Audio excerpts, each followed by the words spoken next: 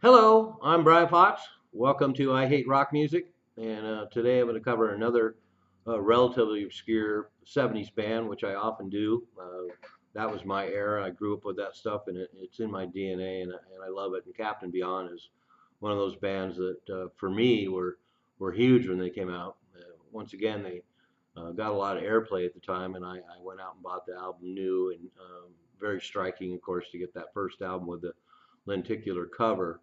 And so, as promised, I'm going to go through things in order now. I'm going to do the history of the band. I'm going to do a little observation analysis of their music, and then I'll talk about their records and the promotional items and the like. So Captain Beyond got together because Rhino Reinhardt joined the very last version of Iron Butterfly. So Iron Butterfly was at the top of their game in 1968 and part of 1969. Then they started playing shows with Led Zeppelin, and they were just getting crushed. They eventually started getting booed off the stage. So they wanted to get with the program and turn into more of a respectable blues band. So they brought in guitarist Mike Panera from Blues Image out of Florida, and they also brought in Rhino Reinhardt, another amazing guitarist out of Florida, and completely overhauled their sound. And that last version of Iron Butterfly is considerably different than the original band, and pretty deep. That Metamorphosis album is really great. That was actually one of my first concerts in 1971, 1970, might have been 1970, 71, but I saw him at Hampton Roads Coliseum in Virginia. The last version of the band, I was totally into them, and it was a great show. There's probably about 5,000 people there, and those were the days when the set was over. They just turned on the house lights, and you could walk up and shake hands with the band and tell them how great they were and everything else. And for those diehard rock nerds out there, the local Virginia band Mason, opened that show, and there's a rare record out there by Mason called Mason Harbor. So I actually got to see Mason too. So anyway, then that version of Iron Butterfly got a fair amount of acclaim, toured Europe, made friends with Yes. Their musicianship was very high standards, some great songs, a lot of great improvisations. But the band collapsed pretty soon. I guess they had problems with Doug Engel, the leader, didn't want to do music anymore, didn't like the lifestyle, so they collapsed. So Rhino Reinhardt and Lee Dorman decided to start a new band, and they called up their old Florida friend Bobby Caldwell to play drums. And Bobby Caldwell at the time had been in playing with Johnny Winter and so he's not on the first Johnny Winter and studio album, but he's on the live album. Incredible drummer. I mean, they really picked a guy that could really handle this material. One of the things I was always curious about is how they ended up with Rod Evans. Rod Evans was the singer in the original Deep Purple, more of a crooner, and of course in 1970 he got replaced in Deep Purple by Ian Gillan, and then the rest is history. So it turns out that Rod Evans was actually managed by the same people that managed Iron Butterfly. So that's how they hooked up with Rod Evans. The record company recommended him. So the band was born. Rod Evans on vocals, um, Bobby Caldwell on drums, Ryder Reinhardt on guitar, Lee Dorman on bass. And they released Captain Beyond in 1972, and then followed up in 1973 with Sufficiently Breathless. And uh, reading interviews, it's like Bobby Caldwell understood that they were on the verge of great success and a great profile because of the music on the first album, which is truly stunning.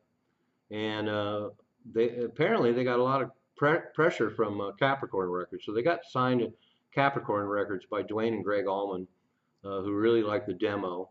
And unfortunately, Dwayne Allman died before he got to hear the Captain Beyond Davy record come out. But after the first album came out, Phil Walden, Capricorn Records, put a lot of pressure on him because Southern rock bands were starting to have a lot of success, and they thought the band should move in a different direction to appeal to more of the Southern rock crowd.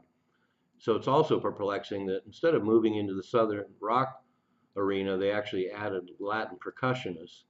And so it really changed the sound of the band. Bobby Caldwell left. Apparently, he was involved originally to record that album and just heard what direction they were going. And so he bailed. And so the second album came out, Sufficiently Breathless.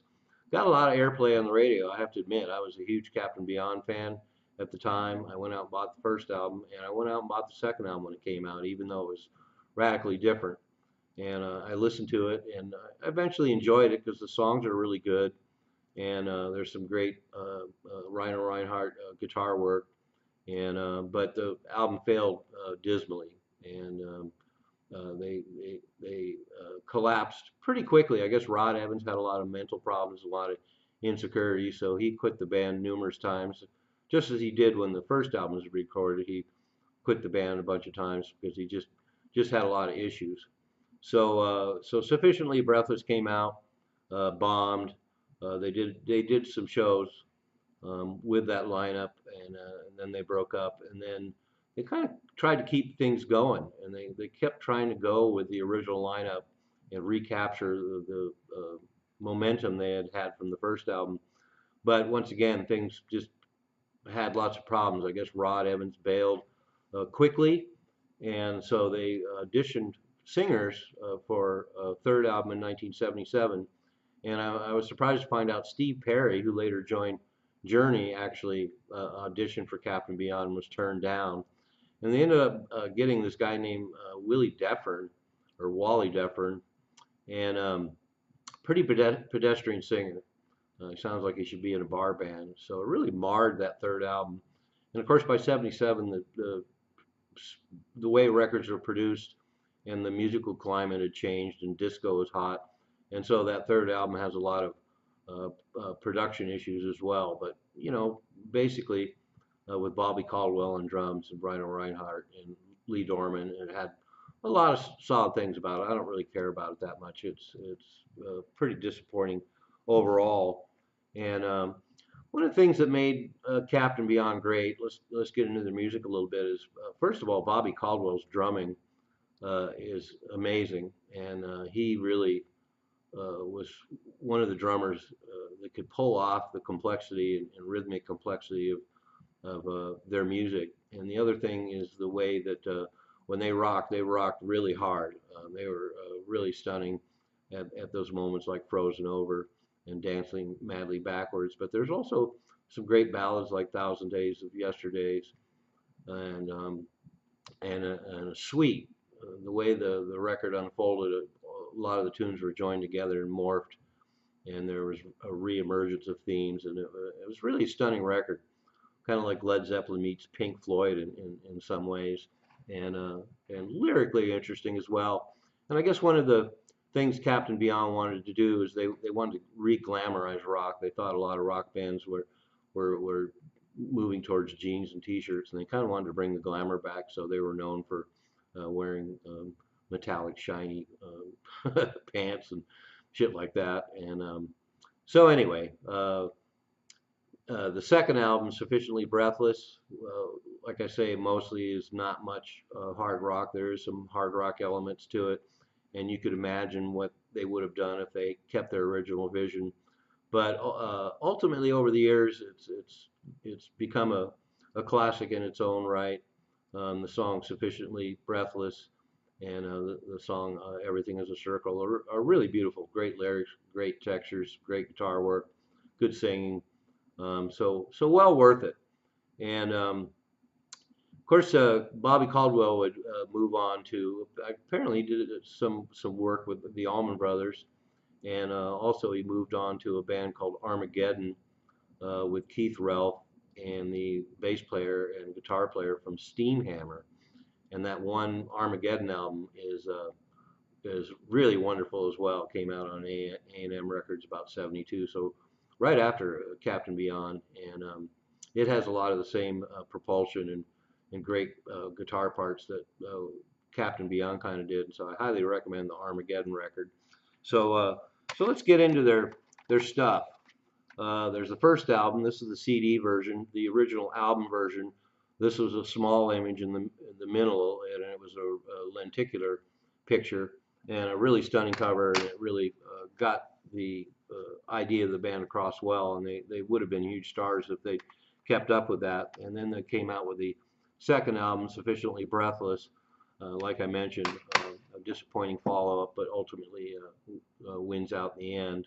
And I'm kind of surprised that when I read a lot of material out there, they describe them as stoner rock, and there's nothing about them that's stoner rock. They're too progressive for that. They're too intelligent. They're too sophisticated. So to call them one of the original stoner bands is really pretty misleading. So as far as the rarities out there, there's promo singles for Sufficiently Breathless and Thousand Days of Yesterdays off the first album, and there is a Japanese picture sleeve for Thousand Days of Yesterdays, which has that iconic Captain Beyond image, and then there's a wonderful video of them live in Montreux, one of their first shows, so we get a taste of the Captain Beyond live experience. And since then, there's also a officially released Live in Miami 72 with medium sound, and there's a Live in Miami 73 with medium sound. And but they're interesting. If you're a diehard fan, they're worth getting. And then last several years, I don't know, it's probably been 5 or 6 years now, but they released a collection of the demos, Lost and Found, and has a couple of unreleased songs on there. And then it's really fascinating to hear the working versions, quite a bit different, although definitely faithful to what ended up on the album, but they're quite a bit different from what ended up on the first album, and it's great to hear them. So those are well worth having. And there's also versions of the first album that don't have the lenticular cover from Canada and Japan. Just it has the full Captain Beyond picture, just like the CD has. The Japanese version came out both with the lenticular cover and then with this, first on Capricorn and then or first on Warner Bros. And then on Capricorn Records. So it's too bad that they had issues with Capricorn Records and that Capricorn pushed them in another direction, because if they followed up the first album with material and the sound that they had on the first album, they'd be huge. And I don't really want to get into all the gyrations about all the reunions and attempted reunions and collapses that went on for years and years and years. In 2012, of course, Rhino Reinhardt died and Lee Dorman died that year. Rod Evans just completely disappeared, and Bobby Caldwell just kind of went on to a lot of other projects. But they did try some reunions over the years, and I've heard some of the material, and it's really not worth it. If you got the first two albums, you've got the catalog you need, and they're essential records, I would say. And so the Captain Beyond saga is over. They're not putting out any more records per se. There's been a lot of great archival material released, and it's quite a legacy for a band that basically had one great album. So there you have it, Captain Beyond. I love Captain Beyond. Thank you for watching. I'm Brian Fox.